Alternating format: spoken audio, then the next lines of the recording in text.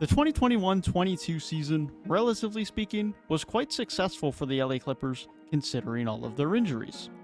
But the questions now are, can they stay healthy and can they win a title in the Kawhi George era? The 2021-22 season was a bit of a write-off from the start, with Kawhi Leonard set to miss the entire season, and it was not helped by the fact that Paul George only played 31 games. And so the fact that the Clippers still managed to finish above 500 is certainly a success and shows well to the rest of the roster. So with Kawhi back next season and the deadline additions of Norman Powell and Robert Covington, what is next for the LA Clippers?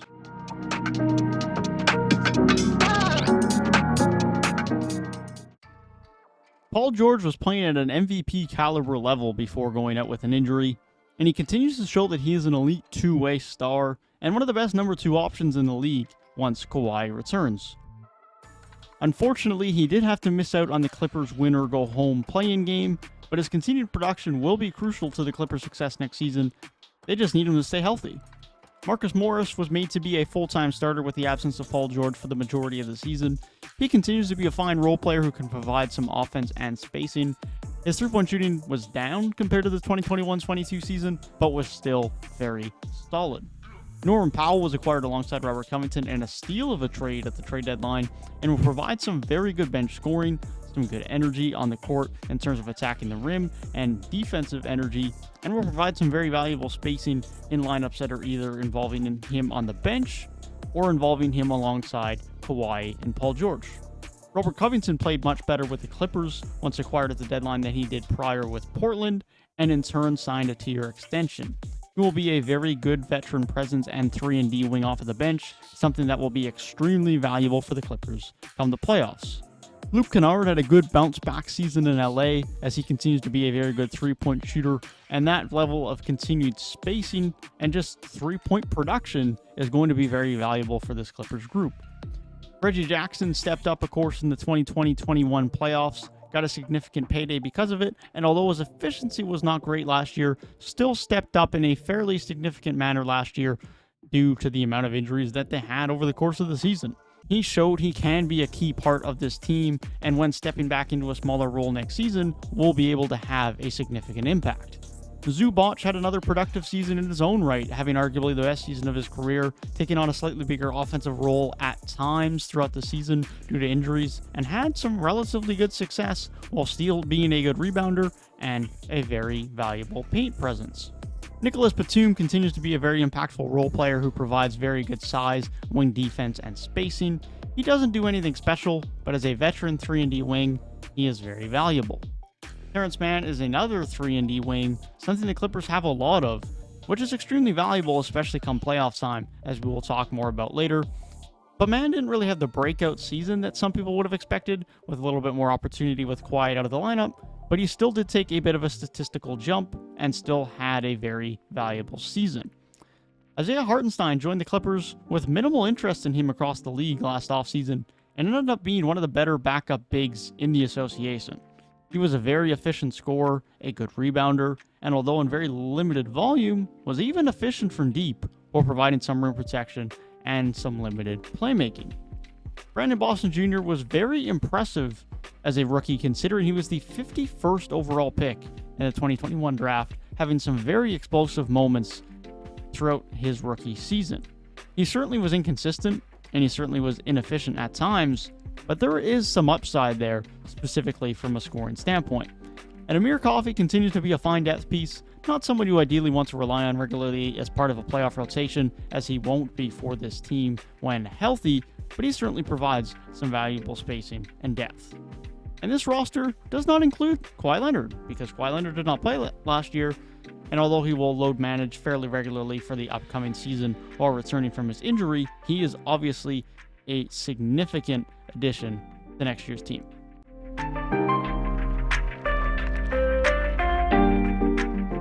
The great news for the Clippers heading into this offseason is that nearly every player is under contract.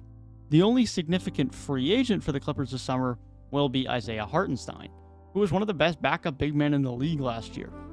He could certainly be replaced by another big man via trade or free agency, but it would obviously be beneficial to bring him back. However, he will likely command more than a minimum contract next season, making it difficult for the Clippers to be able to retain him, as many other teams will be likely interested in his services. Rodney Hood will also be an unrestricted free agent, but is not someone I consider to be an important part of the Clippers moving forward, and I do not expect him to return. And Amir Coffey is the only other true free agent.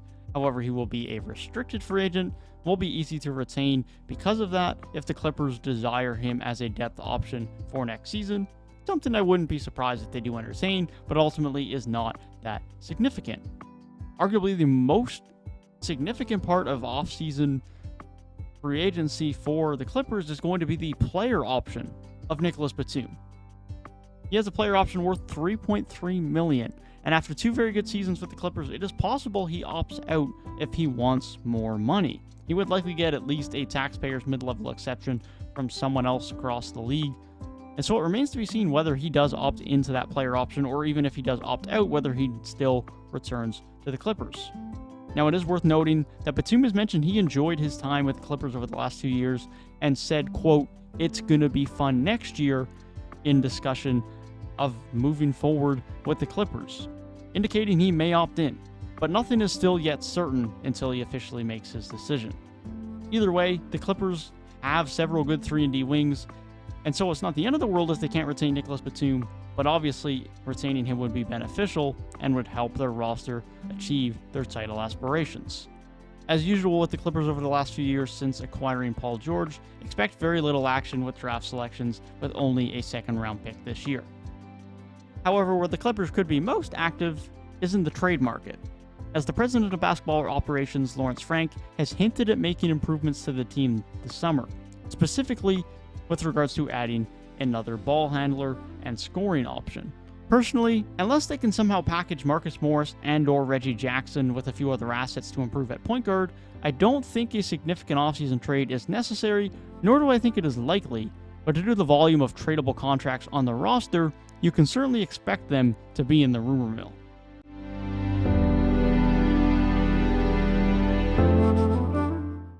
So of course, the biggest question for the Clippers is, can they be title contenders for next season?